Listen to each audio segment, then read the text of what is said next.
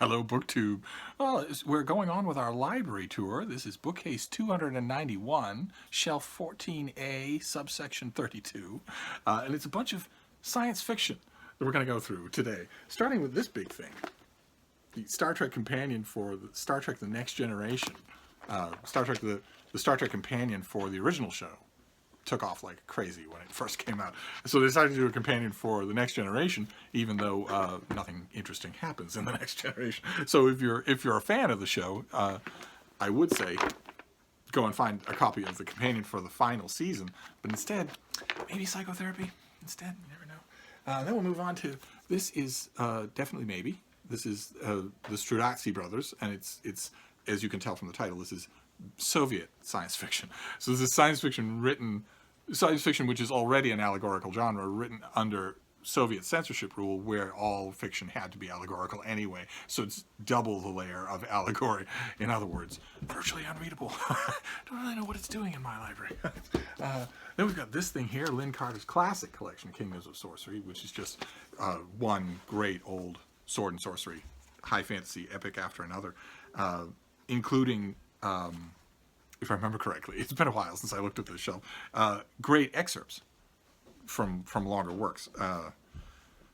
Okay, you've got a short story by Fritz Leiber, but you also have, like, for instance, the Bridget Khazad-dûm from Lord of the Rings. So, pretty sure this is out of print. Pretty sure that everything Lynn Carter did is out of print. That's a shame, but well worth getting. Same thing with this one. Another classic science fiction anthology. This is The Seven Deadly Sins of Science Fiction, which has a whole bunch of great people in it.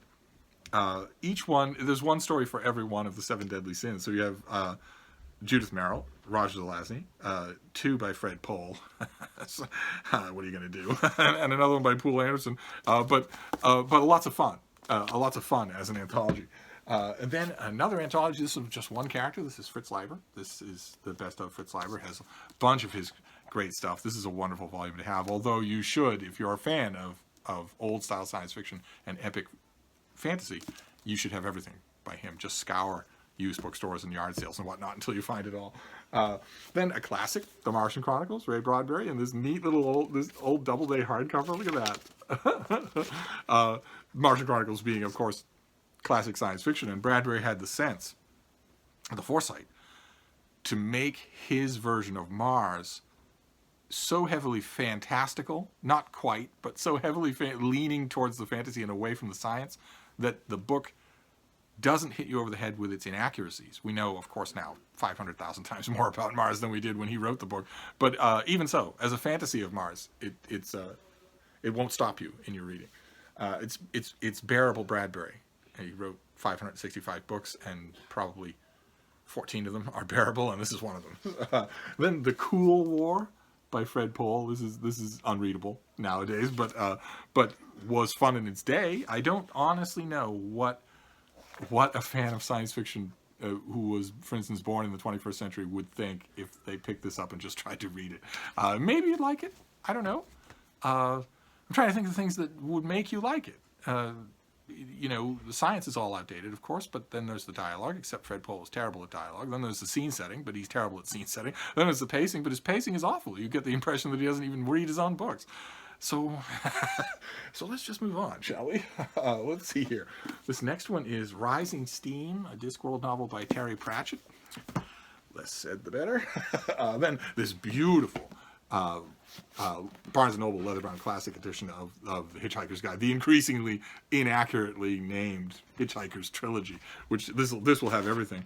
At least the first 4 books, and Young Zaphod Plays It Safe, that short story that was the only thing that sold the original trilogy. Yeah, and a bunch of other stuff. Okay, great. This is a fantastic volume to have. Adams is fantastic. He is Terry Pratchett done right. so you can't go wrong. And what else have we got here? Oh goodness, boy. The book, as I mentioned on these library tours before, this is a big squishy easy chair, so things fall over. So this next one is all right. This is a Star Wars novel, Allegiance. It's by Timothy Zahn, and it's perfect proof that you get Timothy Zahn is, of course, a first water hack. You get him into a franchise in order to turn around a product in time for a book deadline. It was as much a surprise to him as it was to anybody else that he created a great character in Grand Admiral Thrawn. This this is the other side of that coin. This is what you get when you tell a hack to just write a book, and there isn't a Grand Admiral Thrawn. This kind of inspirational moment. Not exactly marquee Star Wars. Then we've got a classic, Anatomy of Wonder. This is I think this is the second edition. Yeah, this is the second edition. It's edited by Neil Barron. It's kind of hard to describe. It's kind of a breviary of science fiction up to the day. So it's badly behind the times now, and I don't think anybody would do an Anatomy of Wonder in 2018. But if you're interested in the history of science fiction, you have to have at least some edition of this book. And I won't say that it makes good reading. It wasn't created to make good reading. But if you're interested in the genre, you'll find it fascinating. Then, oh goodness gracious. Okay, the Stainless Steel Rat gets drafted by Harry Harrison. Harry Harrison is military science fiction of sort of watered down C-grade military science fiction. So I would say that, one of the draws would be the great cover artwork, if there were any, but there aren't. So, okay, the Stainless Steel Rat, I suppose you kind of sort of have to read the first one. You don't have to read the sequels. Maybe you don't even have to read the first one. So let's just forge on, shall we? Oh, goodness gracious. Okay, all right, this is Destiny's Road by Larry Niven. This is not living at its best. It's a great cover. Great cover artwork, but it's not. There are all sorts of. There are 5 or 6 Larry Niven novels to read, and that's not one of them. Then we have, what do we have here? Okay, well, this is a CBS commemorative magazine of Leonard Nimoy from right after he died, and then a magazine, an old magazine. This brings back memories. Another commemorative magazine. This was made by the old Starlog magazine. I don't know how many of you will remember Starlog magazine. It was once upon a time our Bible. We absolutely lived and died off the details. That every issue that when it came out was parsed like rabbinical text for small details. This was before the internet, so Starlog was our internet. Oh, this is neat. Wow. Son of a gun. This is all about Star Trek The Boring Generation. They did commemorative issues like that for a whole bunch of things. Then what have we got here? Okay, this is a naked hardcover, Hunting the Snark and Other Novels by Mike Resnick. It's classic shoot 'em up adventure sci-fi. Not really worth reading or rereading. Oh God, more writing. Okay, this is the Legends of Santiago. He got a mild hit with a novel called Santiago, and this just, I think, if I remember correctly, continues that. It's utterly forgettable science fiction. So it's a pretty hardcover. But let's see if we can move on. Oh, okay, all right. This is David Fisher's book Leonard. Which he was originally contracted to write with William Shatner's name on the book as Shatner's reminiscences of Leonard Nimoy, right after Leonard Nimoy died, where the publisher thought, okay, you've got one of the big trio of Star Trek original stars is still alive, and one of the big trio has just died. Surely you want him to write a book. And it was Fisher's idea that he would sit down with Shatner and they would do interviews and he would transcribe them. That never happened. And then later he revised that idea that maybe he would talk with Shatner a little, and that really never happened either. But there are good bits and pieces. Most of the stuff that is interesting, most of the personal stuff in Leonard, is gleaned from old interviews, old taped things, that sort of thing. So there was quite a bit of it that if you're a dyed-in-the-wool Star Trek fan, has watched these things your whole life, you'll probably have seen the details, heard the stories, but it's nice to have them in one book. And then we've got Star Trek. This is Vulcan's Heart. This is by Josefa Sherman and Susan Schwartz. And it's, as you can tell from the cover, there is the Romulan commander, there is Lieutenant Savick. It's a hodgepodge, and an older Spock. It's a hodgepodge of characters from Star Trek over the course of 30 years. And it's a sequel to a book called Vulcan's Forge. And that book was boring and in violation of like 16 different kinds of continuity. And this one is even more boring and equally in violation of continuity. All right, and then we've got this one is also a Star Trek novel, and it's a bit of a mystery. This is by Judith and Gar Reese Stevens, and it's Prime Directive, and they just wrote it themselves. And by every measure of what you would think of from Star Trek fans or hack fiction or plot or subject, this should be a great Star Trek novel, and it's not. Instead, it's just flat as a pancake. It just sits there. And I don't understand that. I don't really know why. This bothered me at the time it came out, and it still bothers me here in my library. So maybe I need to reread this and just see if maybe I was coming off a string of really good novels at the time, and that's why it seemed like it was flat. I seem to remember that it not only was uninvolving, but that it had something that this writing team never does, which is plot holes. So maybe I'm remembering that wrong. This is, of all the books that I'm seeing here now, this is the one that I will probably reread. Okay, this one I will not reread. This is Barbara Hambly, who's a really good B-list science fiction novel. She wrote a great series of books about vampires in Victorian England. But this, Ghost Walker, a Star Trek novel, is, as you can tell from the cover, this is not her. This is just her being given a Star Trek novel brief, and her maybe needing to make a pool payment or something like that. It just, oh God. Okay. All right. This is another, actually, these are perfect to go together. Actually, all three of them are. Barbara Hambly is really talented. And if you had given her, somebody given her a Star Trek check and a free hand, who knows what kind of a great novel she might have written. That is not it. That novel is garbage. And then you've got Judith and Gar Reed-Stevens. They are also first-rate science fiction and Star Trek writers and big Star Trek fans. And this is a really meaty, good story. You would think they would make a great book out of it, but no. And here's another example. This is Margaret Wander Bonanno. This is Probe, a novel that features the return of the stupid, boring probe from Star Trek: The Voyage Home. And Margaret Wander Bonanno is a fantastic science fiction author, a wonderful person, a fantastic Star Trek writer who wrote one of the great Star Trek novels of all time. And yet this thing dies on the operating table. I have no idea why. Sometimes when I see things like this, where all the elements are in place to make a really great Star Trek novel and it doesn't happen, sometimes I start to think that maybe it's just that corporate suits from Paramount were involved. I mean, this especially is explicitly movie material. Everyone in the world knows that this movie, even if they don't know anything about Kirk or Spock or McCoy or anything like that. So maybe the studio was watching, if they were going to make a direct sequel to the movie, maybe the studio was watching closer than normal and sat on the writing process. I have no idea. It's sad one way or another. We've got yet more Star Trek to do here. So what have we got next here? Okay, another perfect example. Wow, I didn't know this theme was going to be running through here. This is a great author, fantastic author, and also a fantastic author of fantastic Star Trek novels. She wrote 2 great Star Trek novels, and this is not one of them. This is called, it's Star Trek: The Next Generation, Dark Mirror, and it is a novel about the USS Enterprise B, or no, D, or whatever the letter, whatever, Picard's Enterprise. This is a novel of the Dark Universe from the classic Star Trek episode Mirror, Mirror, only with the Next Generation instead of the original series.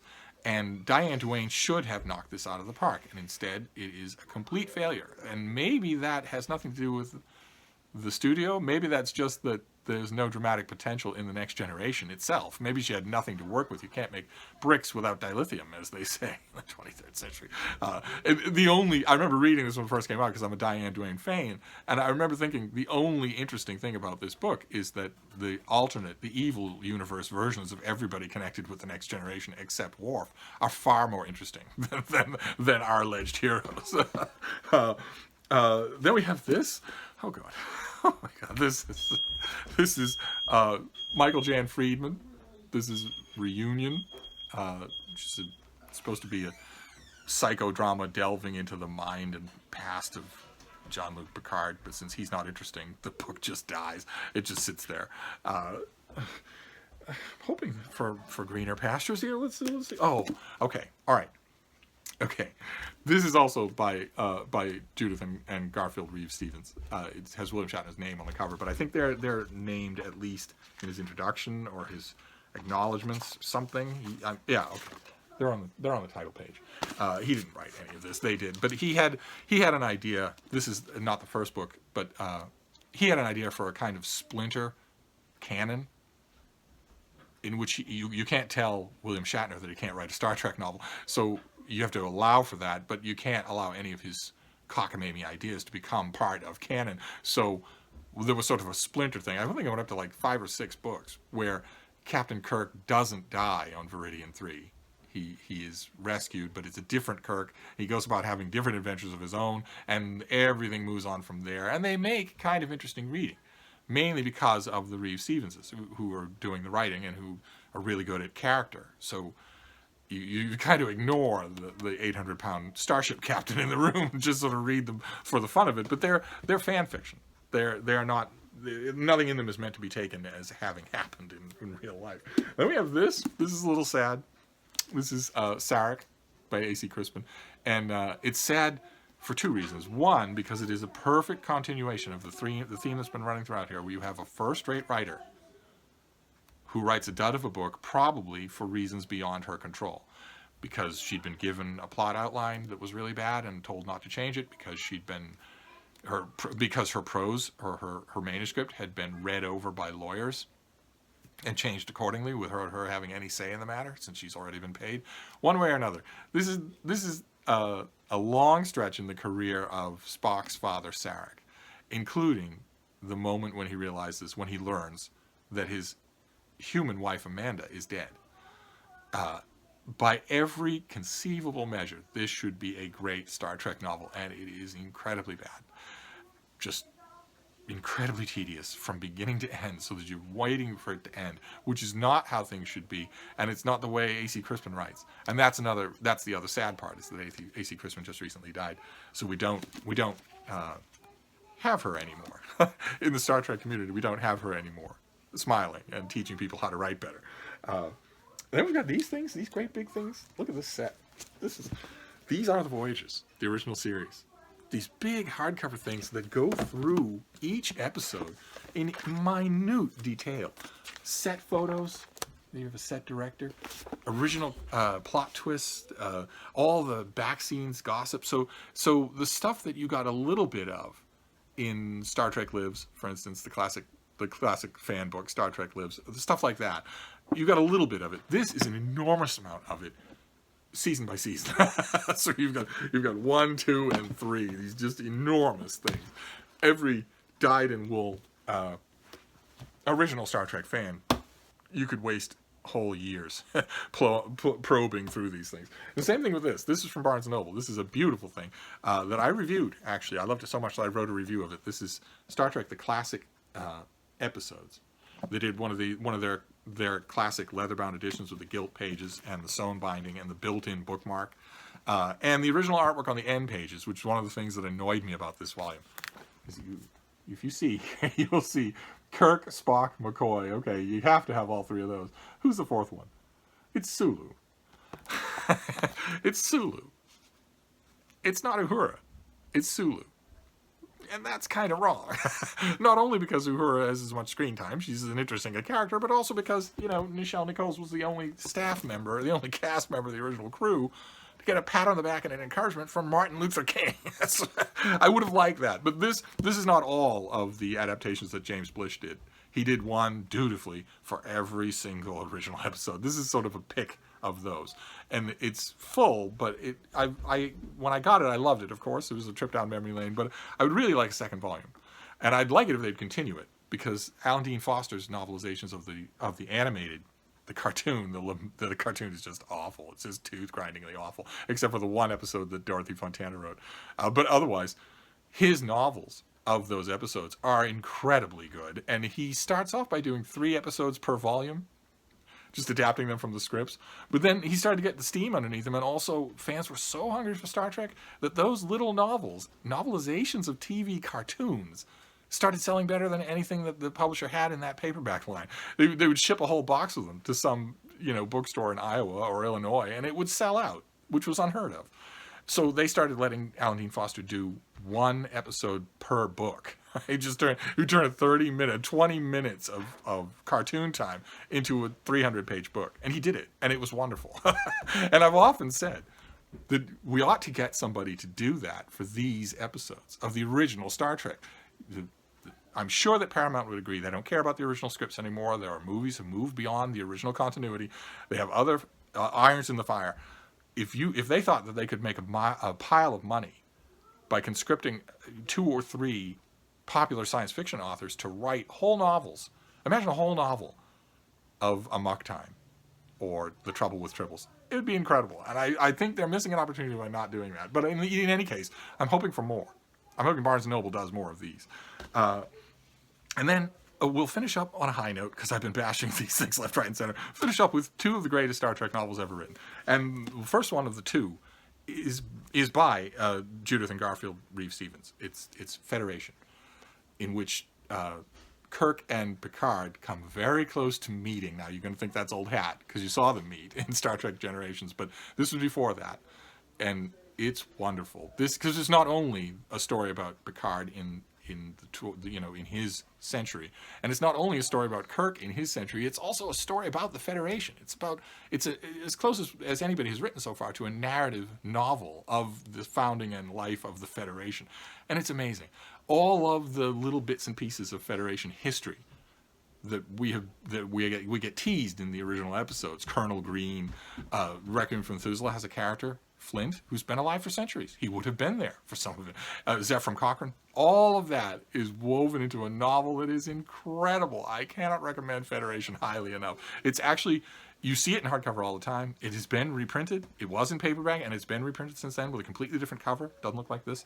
And it's worth it to find. Very much worth it to find. And we'll end for now. This has gone on very long. We'll end for now with another great novel. This is Best Destiny by Diane Carey, who, you remember, I have said many times I consider to be the best Star Trek writer of them all. And this is Kirk. This is Kirk's story from a rebellious child all the way to the present day.